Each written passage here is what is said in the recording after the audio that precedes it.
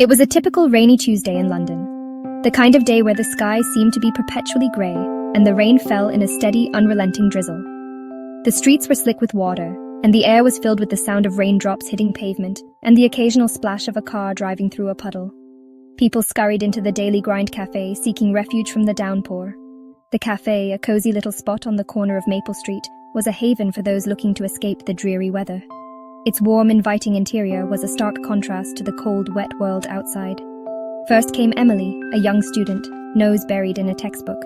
She was a regular at the Daily Grind, always choosing the same corner table by the window. The soft hum of the cafe provided the perfect background noise for her studies, and the baristas knew her order by heart, a large latte with an extra shot of espresso. Then, Mr. Jones, a retired accountant, always ordered black coffee, no sugar.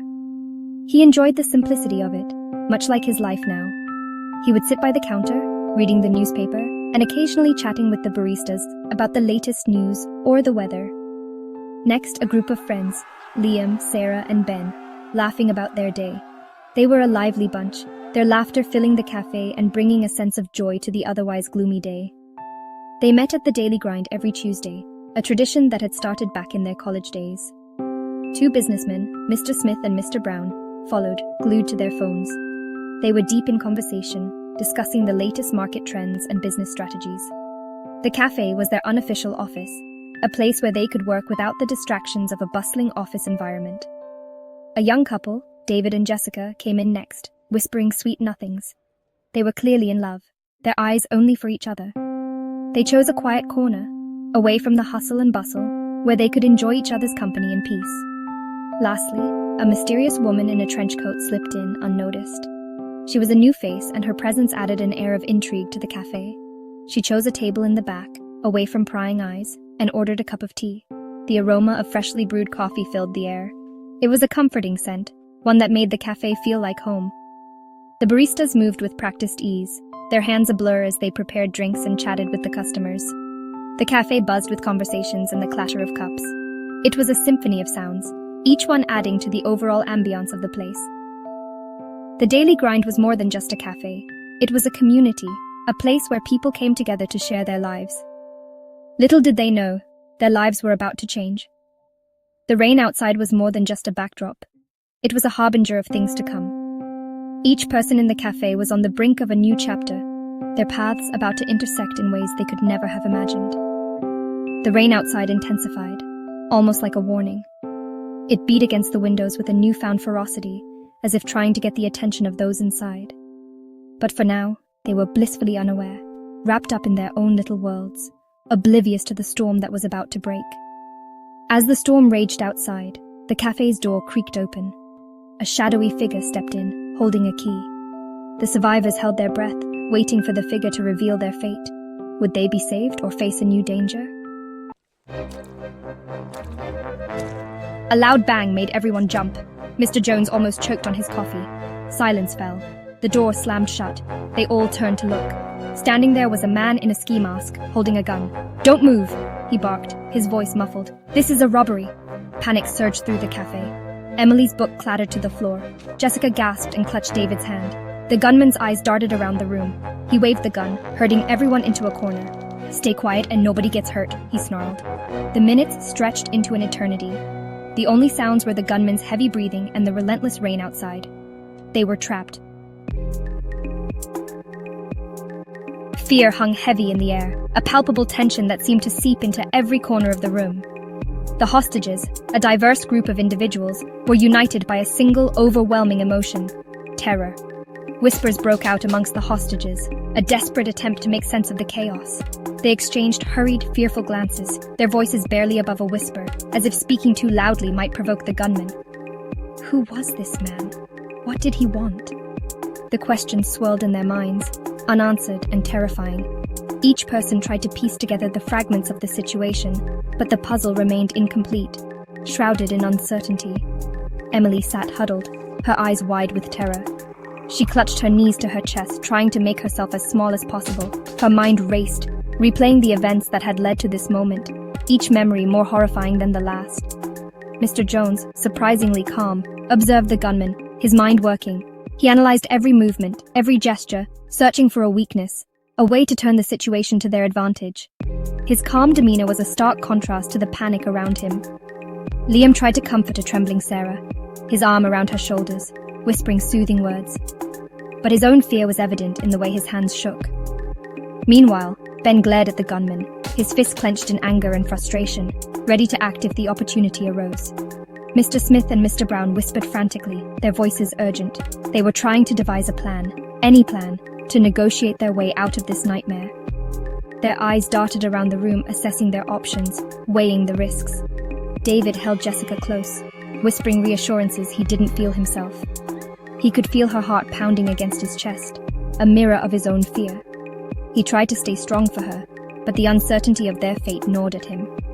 The woman in the trench coat remained an enigma, her face hidden, her eyes scanning the room. She seemed to be assessing the situation with a calm detachment, her motives unclear. Was she a hostage like the rest? Or did she have a different agenda? The gunman paced, his agitation growing with each passing second. His eyes darted around the room, taking in the fearful faces, the whispered conversations. He was a coiled spring, ready to snap at any moment. "Shut up!" he yelled, brandishing his gun.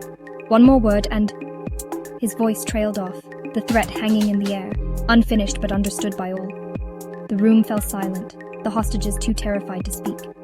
His threat hung in the air, a dark cloud over the room. The hostages exchanged fearful glances, their hearts pounding in unison. They were trapped, at the mercy of a man whose intentions were as unpredictable as they were dangerous. They were at his mercy, their lives hanging in the balance. Each second felt like an eternity, the fear and uncertainty weighing heavily on their minds.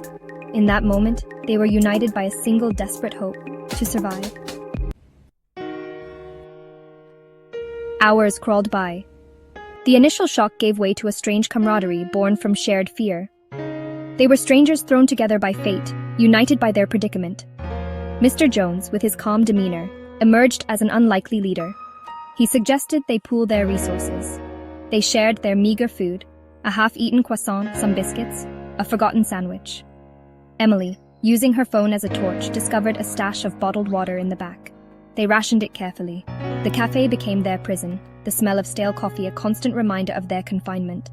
Outside, the storm raged on, mirroring the turmoil within. They were trapped, but hope, however fragile, flickered amidst the fear. They were surviving, for now.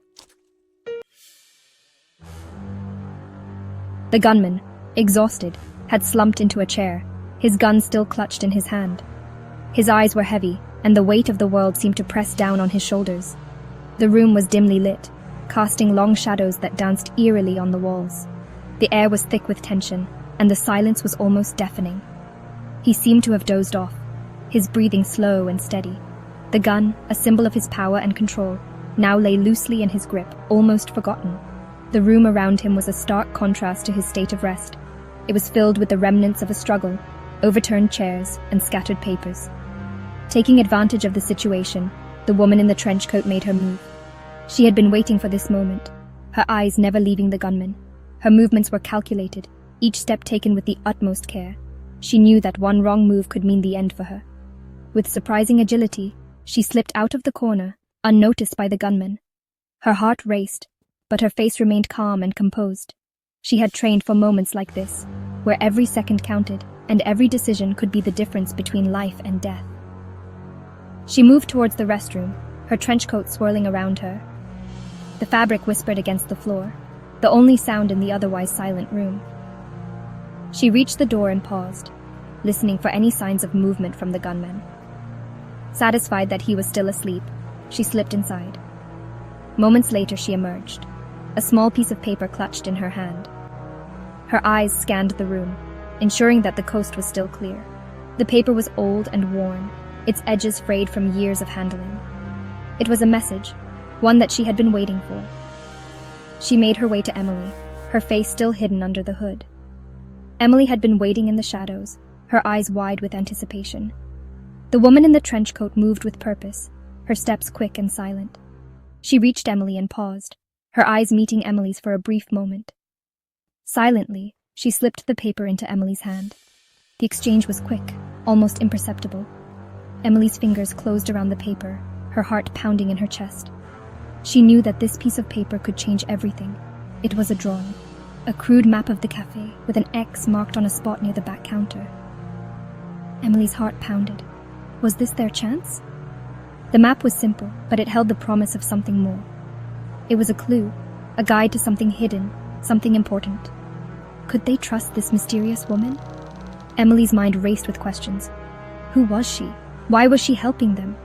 The woman's face was a mask of determination, but there was something in her eyes, a hint of desperation. Emily knew that they had to be careful. One thing was certain. They had to do something. The clock was ticking, and every second brought them closer to danger. Emily looked at the map again, her mind made up. They couldn't afford to wait any longer. They had to act, and they had to act now. Waiting was no longer an option. The time for action had come. Emily took a deep breath, steeling herself for what lay ahead.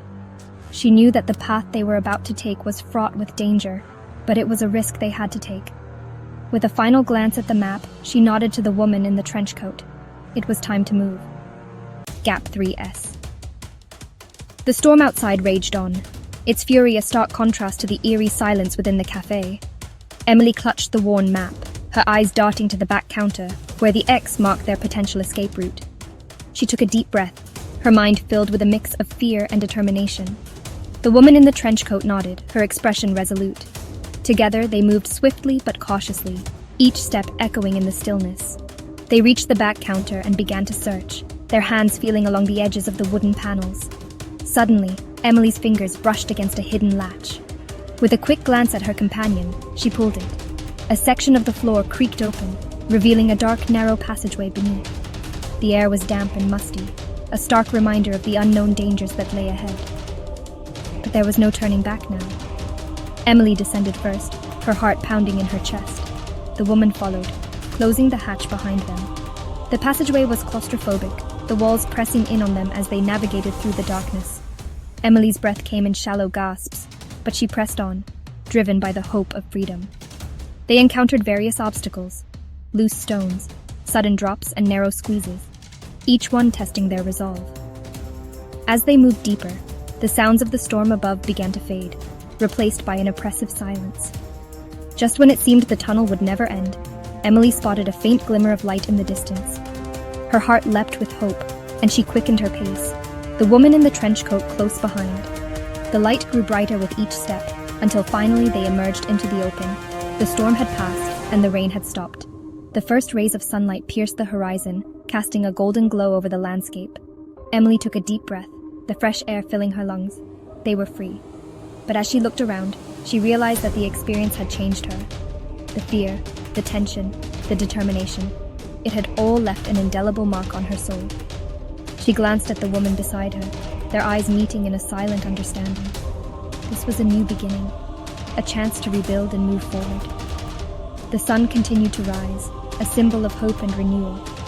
Emily knew that the road ahead would be challenging, but she was ready to face it. Together, they had overcome the darkness, and now they could embrace the light. This was their final escape, and it was only the beginning of their journey.